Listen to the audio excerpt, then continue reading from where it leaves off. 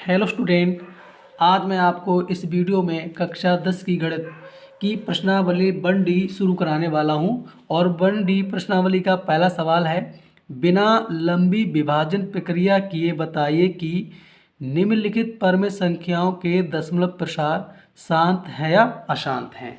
यानी कि हमको इन सवालों में ये चेक करना है कि कौन सी परमेय संख्या का प्रसार शांत है और कौन सी का अशांत है। और सवाल ने यह भी कहा है कि हमको बिना लंबी विभाजन यानी कि कोई भी जो विधि है वो लंबी नहीं होनी है। तो देखिए हम कैसे चेक करेंगे। मैंने यहाँ पर एक स्टेटमेंट लिख रखा है कि जब किसी परमेय संख्या के हर के अभाज्य गुणनखंड में 2 या 5 या 2/5 दोनों सम्मिलित होते हैं तो उस परमेय संख्या का प्रसार शांत होता है। तो जैसा कि आपको पहला सवाल नंबर दिया हुआ है जिसमें आपको 17 अंश दिया हुआ है और हर हमको दिया हुआ है 8। तो अगर हम हर का अभाज्य गुणनखंड करें और हर के अभाज्य गुणनखंड में हमको 2 या 5 या दोनों यानी कि दोनों में से कोई हो तो वो हमारी परमेय संख्या का प्रसार क्या होगा, शांत होगा। तो यहाँ पर मैं लिखता हूँ हर 8 का अभाज्य गुणनखंड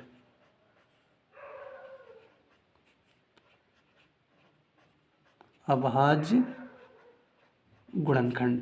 तो देखिए ये छोटी संख्या हम इसको ऐसे कर देते हैं, कैसे ज़रा देखिए, 2 गुणा 2 यानी कि इस हर 8 का अभाज्य गुणनखंड 2 गुणा 2 हो गया।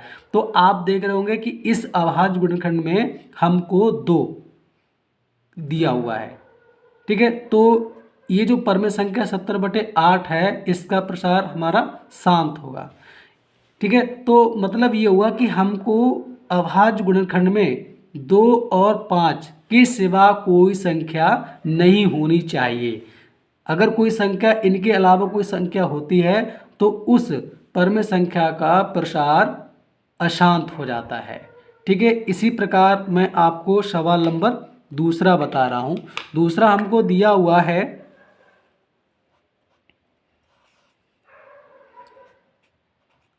15/1600।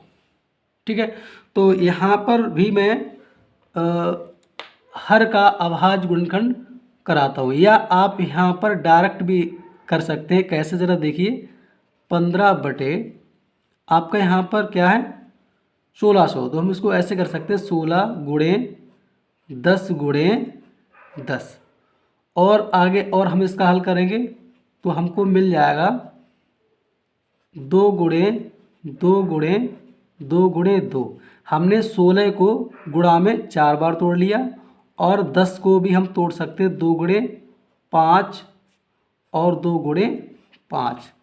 सॉरी, यहाँ पर गुणा लगाना भूल गया, 2 गुणे 5।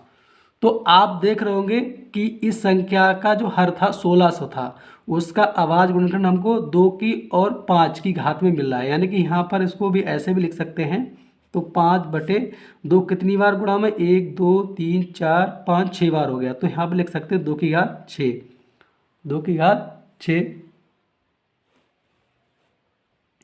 और गुणा 5 कितनी बार था, 2 बार, तो 2 की घात 5। तो यहाँ पर जो घातें हैं 2 की घात 6 5 की घात 2, तो घातें हमारी कुछ भी हों, घातें हमारी कुछ भी हों, लेकिन इनके आधार यानी कि 2 और यहाँ पे 5, यानी कि हमें 2 और 5 के सिवा कोई और संख्या नहीं होनी चाहिए, तभी हमारा वो शांत होगा। तो ये हमारा क्या हो जाएगा, शांत हो जाता है। इसी प्रकार मैं आपको तीसरा नंबर क्वेश्चन बताता हूँ। तो देखिए हमारा तीसरा नंबर क्वेश्चन है 23/2 की घात 3 और पॉइंट इंटू 5 की घात 2। तो आप देख रहे होंगे कि यहाँ पर आधार 2 है और यहाँ पे आधार 5 है और इनकी घातें हमारे 3 2 है। तो घातों से मैंने बताया कि कोई मतलब ही नहीं है।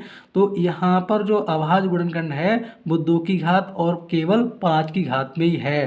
तो ये तो हमको सीधा सीधा देखने से ही पता लग रहा है कि हमारा ये शांत है।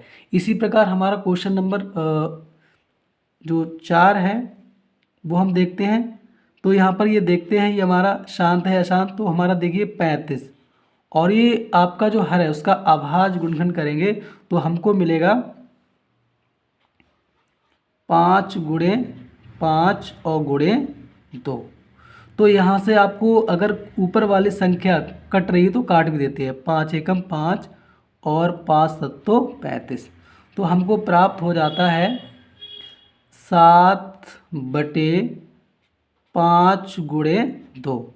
देखिए 5 से ऊपर वाला डिवाइड करने के बाद भी हमको 5 गुणा 2 ही मिल रहा है, तो ये हमारा क्या हो जाता है, शांत हो जाता है, क्योंकि हमारे अभाज्य गुणनखंड में 5 और 2 के सिवा कोई संख्या नहीं है। इसी प्रकार मैं आपको अगला क्वेश्चन बताता हूँ। तो देखिए हमारा अगला क्वेश्चन है 5, जो हमको दिया हुआ है 6/15। तो यहाँ पर देखिए हम क्या करेंगे, हम 6 को ऐसे रखते हैं और इसके हर का अभाज्य गुणनखंड करेंगे तो हमको मिलेगा 3 गुणे 5। और इस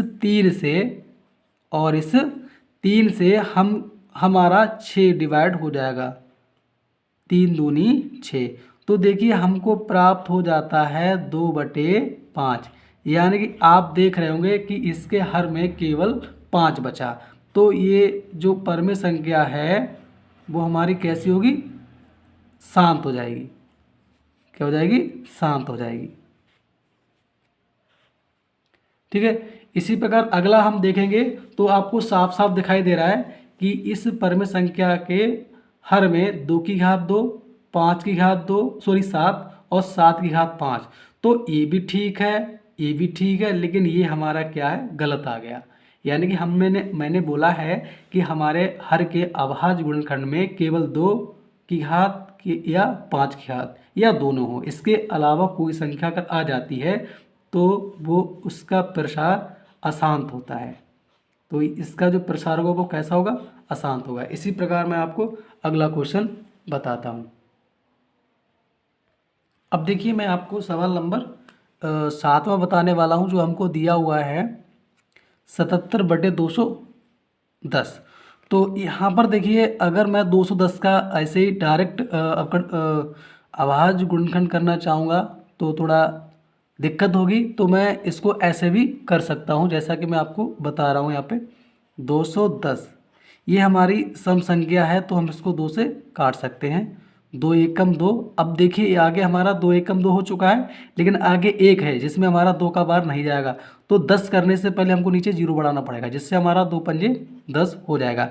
अब ये हमारा 2 से नहीं कटेगा, 5 से काट देखते हैं। 5 दूनी 10 और यहाँ से आपको बचेगा 5 एकम 5 और यहाँ पर हमारा हो जाएगा 3 से कटेगा तो 3 7 21 और 7 एकम 7 हो जाता है। तो यहाँ पे लिखेंगे हर 210 का अभाज्य गुणनखंड, अभाज्य गुणनखंड। तो देखिए हमको प्राप्त क्या हुआ, 2 गुणे 5 गुणे 3 और गुणे 7। तो इसके अभाज्य गुणनखंड में 2 है, ठीक है, 5 है, ठीक है, लेकिन 3 और ये 7 आने से इस संख्या का प्रसार हमारा अशांत हो जाता है, अशांत। इसी प्रकार यहाँ पर आपको 8वां क्वेश्चन नंबर दिया हुआ है, तो इसी प्रकार हम 3125 का भी अभाज्य गुणनखंड कर सकते हैं।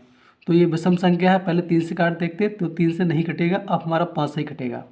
हमने देख लिया काट के, 5 छक्का 30, आपको बचा 1 हो गए 12, 5 दूनी 10, बचेंगे 2 हो जाएंगे 25 और 5 25। अगला फिर हम 5 से ही काटेंगे, 5 छक्का 5, 1 बचा हो गए 12, 5 दूनी 10 और 5 25। फिर 5 से काटेंगे, 5 दूनी 10, 5 25, फिर 5 से काटेंगे, 5 25 और 5 एकम 5। तो यहाँ पर जो ये जो संख्या है इसका अभाज्य गुणनखंड हुआ है हमारा 13 देखो कितनी बार, 1 2 3 4 5 बार। तो हम 5 की घात 5 लिख सकते हैं, यानी कि इसके अभाज्य गुणनखंड में हमको केवल 5 ही दिख रहा है, तो इसका जो प्रसार होगा वो हमारा शांत हो जाता है।